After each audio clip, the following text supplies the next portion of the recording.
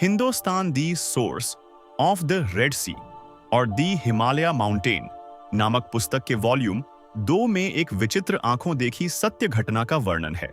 यह घटना 1820-25 के दशक की है। कैप्टन ग्रिंडले ने अपनी आंखों से भारतीय स्त्री के उस मानसिक बल को न केवल प्रत्यक्ष देखा, अपितु उसे अपने चित्र में भी उकेरा। वह ऐसी घटना थी जिसका अनुभव अत्यंत विस्मयकारी था। सर जेम्स कर्नाक उस समय बड़ौदा में कंपनी की सेवा में मेजर थे। वहां के राजनीतिक प्रतिनिधि थे। इस उल्लेख के अनुसार एक गांव में एक युवा ब्राह्मणी थी जो दक्कन की निवासी थी। उसका पति दौलतराव सिंधिया के एक सैन्य अधिकारी के अधीन लेखक के पद पर कार्यरत था और उस समय घर से दूर था।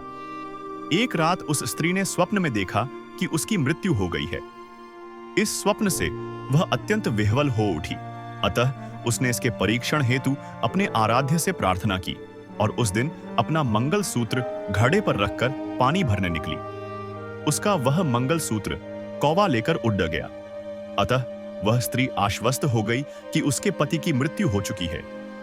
उसने तत्काल घड़ा फेंक दिया, अपने बाल खोल दिए और घर लौटकर यह घोषणा की कि वह सती होगी। लोगों ने उसे समझाया, किंतु वह अपने वचन पर अडिग थी। वहां के राजकुमार उसे समझाने उसके द्वार पर पहुंचे। उससे कहा, तुम एक स्वप्न के आधार पर अपने प्राण दे रही हो, जबकि अब तक यह निश्चय नहीं है कि तुम्हारे पति की मृत्यु हो चुकी है अथवा नहीं। यह कैसा हठ है? तब वह ब्राह्मणी गर्व से बोली, मैं तपस्विनी पतिव्रता नारी हूं। मेरी आत्मा कदापि असत्य नहीं हो सकती। राजकुमार कुछ सोचकर फिर बोले, ठीक है, मान लिया, किंतु तुम्हारे परिवार को तुम्हारी आवश्यकता है।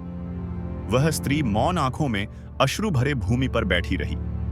राजकुमार ने उसे फिर कहा, तुम यदि आजीविका के लिए यह कर रही हो तो हम वचन देते हैं, आजीवन तुम्हारे परिवार की जीविका वहन करेंगे। तुम यह विचार त्याग दो, मैं तुमसे विनती करता हूं।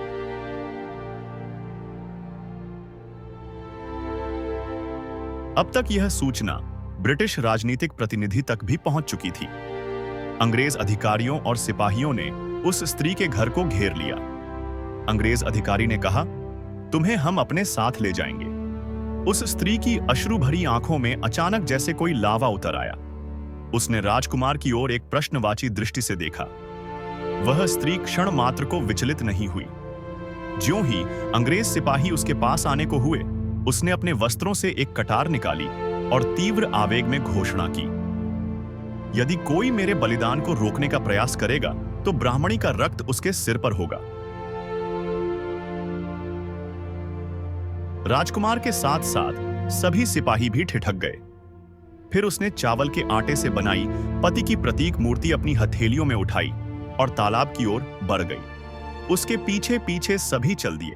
उस समय यूं लगा जैसे किसी ने सभी को जकड़ लिया हो। वह युवती जलती ज्वाला सी प्रतीत हो रही थी। किसी में साहस नहीं था उसके निकट जाने का। उसने परंपरा के अनुसार स्नान किया और स्वयं को अग्नि में समर्पित कर दिया।